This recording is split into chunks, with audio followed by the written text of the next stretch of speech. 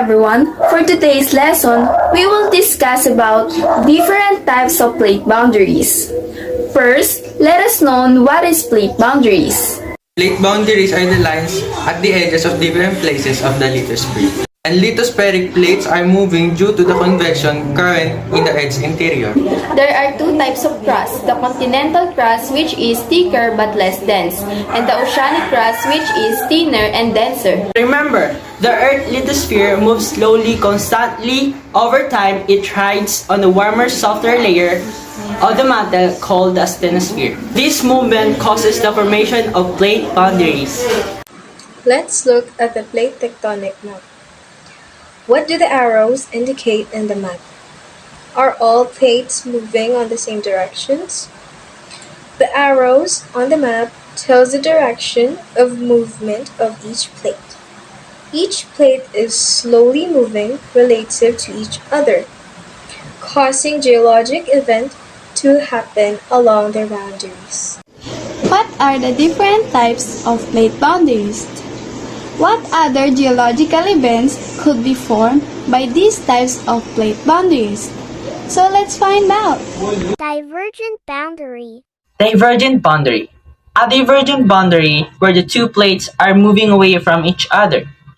Basin ranges, spreading ridges, and is also forming rift valley or lowland regions.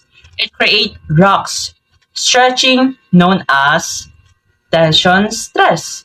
For example, Philippine plate, it has northern Luzon, Philippine Sea, and Taiwan.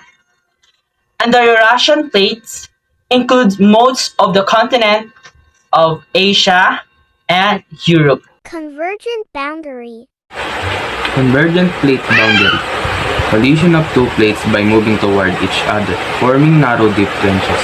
It includes zones where one plate slides beneath the other because oceanic crust is denser than continental crust.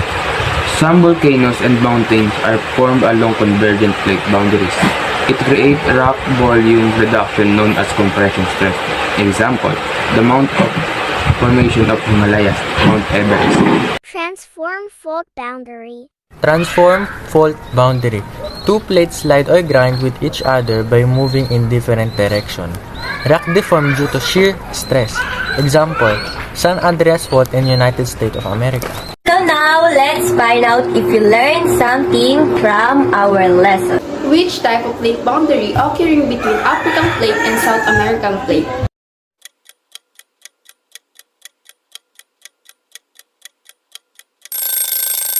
You're correct. It is divergent plate boundary. Let's have another one. Which type of plate boundary occurring between North American plate and Pacific plate?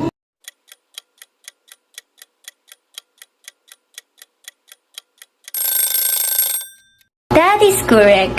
Transform fault plate boundary. Let's have the last one. Which type of plate occurring between Eurasian plate and Philippine plate?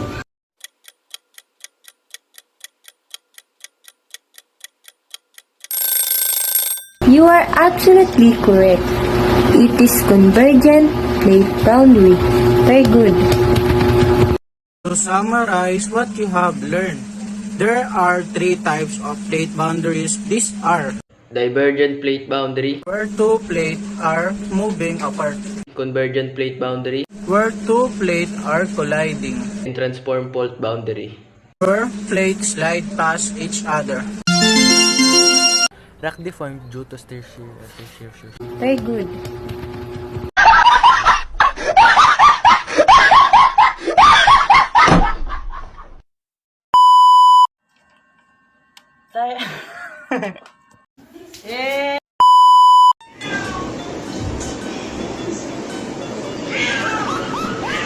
Kaya naman po.